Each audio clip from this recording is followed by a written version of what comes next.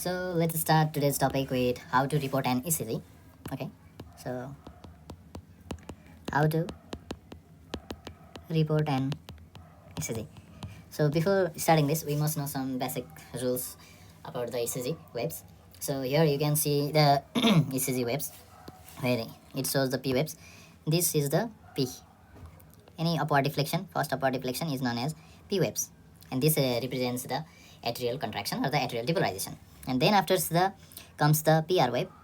Actually, it should have been the PQ wave because the Q is first here, R is here is yes, but it is named as PR, not the PQ. I don't know why they choose the R over here.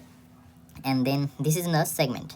And to know the segment and never be confused about what is the segment, if it gives the question about where is the segment from here to here, or here to here, or here to here, or here to here, or for the ST segment, if they give ST from here to here, or from here to here, or from ST from here to here.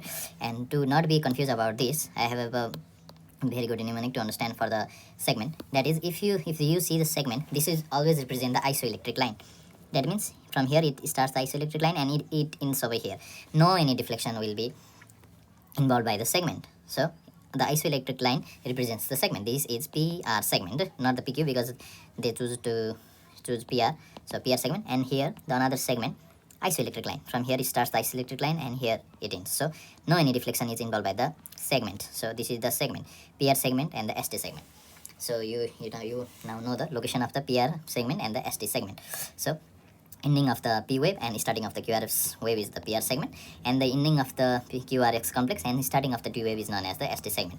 But you may, by the time you may forget from where it was where it was the beginning, because there will be PR interval, ST interval, PR segment, ST segment. You might be confused. So the very basic way of understanding this is by knowing that the segment lies in the very straight, that is isoelectric line. No any deflection will be seen.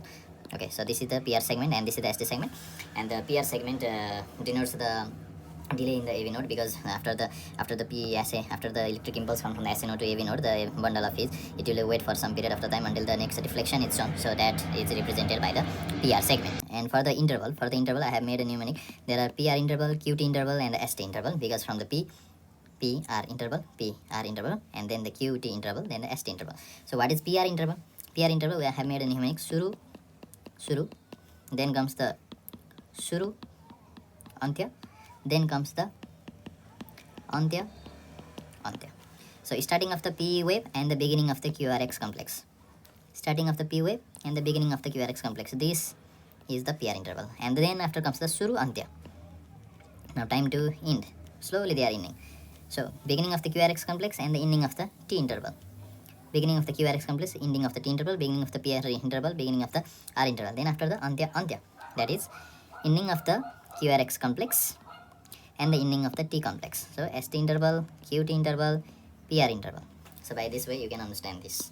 Now beginning the node, as you have known, and this is the P, this is a QRX, and this is T, and then another further upward deflection is known as the U wave. And always remember that any upward deflection after the P is known as R interval. If it has been over here like this without Q interval, it would have been named as R, not the Q. Always remember that after the first deflection, the first downward deflection is known as the Q wave. Okay, but after the P wave, the first deflection is known as the R wave, be it be preceded by the QR, if preceded by the QRX complex or not. If there is Q, then R, and if there is no any Q, the first upward deflection after P wave is known as the R wave. Then the any downward is known as S, then the followed by is T. Now while reporting any ECG, we must always give the sequence in the first rhythm, then after the rate, then we'll go for the conduction interval, then after the cardiac axis, after that we see the QRX complex and the ST segment and the T, and then after U. So always while reporting any ECG, always make sure that we are beginning with P interval. From the P interval, we'll know the rhythm, and we'll compare the RR wave in each segment to see the rate, heart rate and the rhythm. So this is the first thing that we'll do after seeing an ECG: heart rate and the rhythm. Heart rate and the rhythm. Rhythm and heart rate. So this is the first thing that we'll see.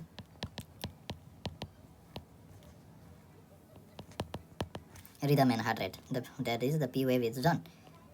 Sinus rhythm or not, or it is in the R by using we calculate the heart rate. Then after we'll go for the PR interval. So we'll go for the PR interval. We will see that it is mostly the small 3 box 120 millisecond, and this also shows the small 3 box 120 millisecond. So this is the normal duration. You can also calculate it up to the 200 millisecond, up to the 5 box, 3 to 5 box, 3 to 5 small box, and this is for the 3 small box. And you can see the PR interval, and you will see the conduction interval. Because any delay in the PR will denote the heart block. Okay, the prolongation of the PR will be representing the heart block. So after the P wave, first of all we'll see the rhythm from the P wave, and also alongside the rhythm we'll see the heart rate, and then after we'll go for the PR segment to see the conduction interval. Then after we'll see the QRX complex, and we'll calculate see the QRX 1, 2 and 3, and we'll upward and upward. Then this is normal axis deviation. If that shows upward, then after if that shows downward, then upward, then this is the right axis deviation. And in the 1, 2, 3, if the QRX complex is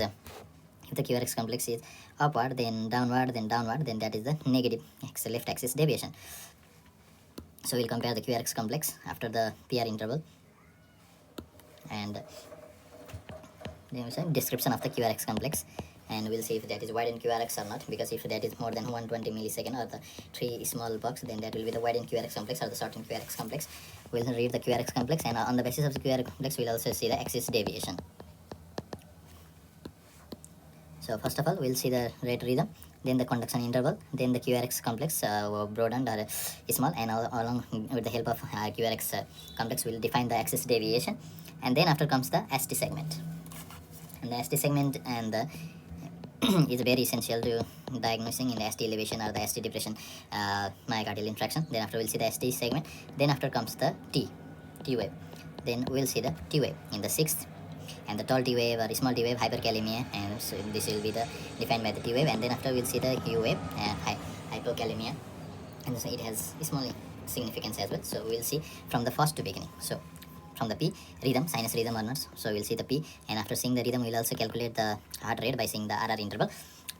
I'll show that in the next coming description. Then after we'll see the PR interval to find any blockage or not, and then after we'll see the QRX complex, widened or certain QRX complex, and with the help of 1, 2, 3 later QRX complex we'll define the axis deviation. Then after we'll go to the ST segment, we'll see whether it is ST related or ST depressed myocardial infarction or any significant that can be given by the ST segment. Then after we'll see the tall T wave or the normal T wave or the inverted T wave. Then after we'll see the U wave. So by this way we can give the normal repeating of an ECG by looking just the PQ or ST and the different lead.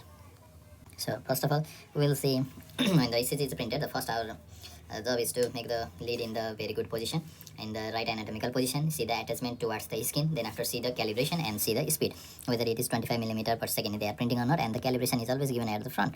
You can say this is the 1 centimeter, 10 millimeter, 1 millimolt volt equals to 10 millimeter, volt equals to 10 millimeter, 1 millivolt equals to 10 millimeter. So this is the first thing, and we'll see that this is the rate, and if you see the rate then it will be being printed at 25 millimeter per second. So these are the first thing that we do before even reading the ECG, just to check when the nursing will give you, see, then we'll see this. And this will be very easy because you might make another faulty diagnosis if you do not see over here. You might saying tachycardia, bradycardia, or the hypertrophy or the pleural or pericardial effusion if you do not see the good calibration and make the diagnosis basis upon this criteria. But if it appears to be something another than this criteria, then you will be giving the wrong diagnosis. So always see this at the first. Then after we'll just screen out whether it is normal or not. We'll see the 1, 2, 3 PL, PR, BF, 1, 2, 3, 5, 6, any gross abnormality present or not. So I don't see any gross abnormality. Then after I'll shift towards the 2. I have already mentioned that in some way the rhythm strip is given as the 2, say lead 2, but here the rhythm strip is not given separate, so I have to look it separately, the rhythm strip making the 2. And while seeing here it is sinus, so you can see here heart rate, they are at the regular interval. Okay, they are at the regular interval. So how many? 1, 2, 3, 4, 5, 6. 2, 3, 4, 5, 6. So heart rate is 300 divided by 6. So 50 beats per minute regular rhythm. So this is the thing that we first made while looking the after looking the P and the RR interval. Now the next, so first we have seen the P wave and the rate. Now what will be seeing? PR interval.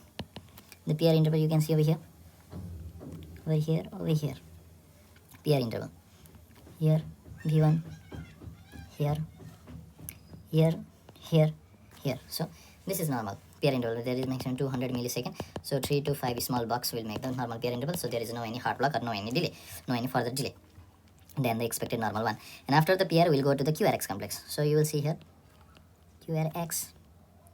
Lead 2 will be having more because it is more directed towards, and here is the QRX complex. So QRX, QRX, QRX, QRX, QRX, QRX, QRX.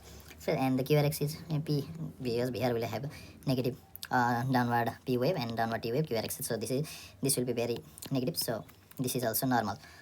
So PR interval, then QRX is also correct. Then after we'll see the deviation, upward, upward, upward. So this is normal deviation. After that we'll see the ST, no any ST segment elevated, so ST is also normal. Then after we'll see the T wave is also very normal over here, and T is downward in here, so that is also very normal. So this is the normal ECG. In this way you can make a good reading about an ECG. So this is the normal ECG. And if you want to see the next, then you can see in the next step, after the nurse hand over you always see the calibration. So this is the 10 millimeter equals to 1 millivolt, and the 25 millimeter per second is the rate of speed of this ECG. So after seeing this, you make the good and then after you will get the print of the ECG, and after seeing the print of the ECG, you will first look at the rhythm strip, that is LED 2. Here is no any separate LED, so you will see P Q R S T, P Q R S T, P Q R S T. So okay, and 1 2 3 1 2 3 3.5 like this is 4, and this is about 4. So there is 4 bucks, there is 4 bucks. You can see 1 2 3 4, 1 2 3 4. So this is regular, and there is sinus. So this is sinus, regular, and heart rate equals to 300 divided by 4 equals 75 beats per minute. So this is P wave. P wave is done. Then after we'll give the ST segment. Then after we'll see the ST. Then after we'll see the PR segment. PR segment is also normal, only 2 bucks. And if you see the PR, and yeah, when you're seeing the P wave, always see the P wave in the R interval as well, because that will be the downward deflection of the P wave. This is T, T, P, T. Okay, so this is normal. The lead has been kept well.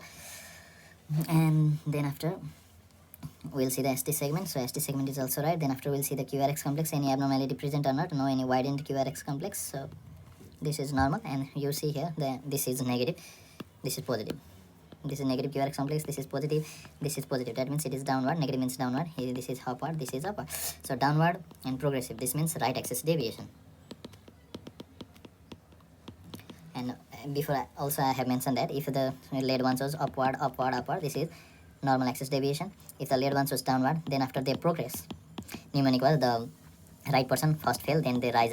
So right axis deviation. And the people who give up, although they were doing good, and they may fall, and they finally fail. So this is left axis deviation. So you can see here, this is the right axis deviation.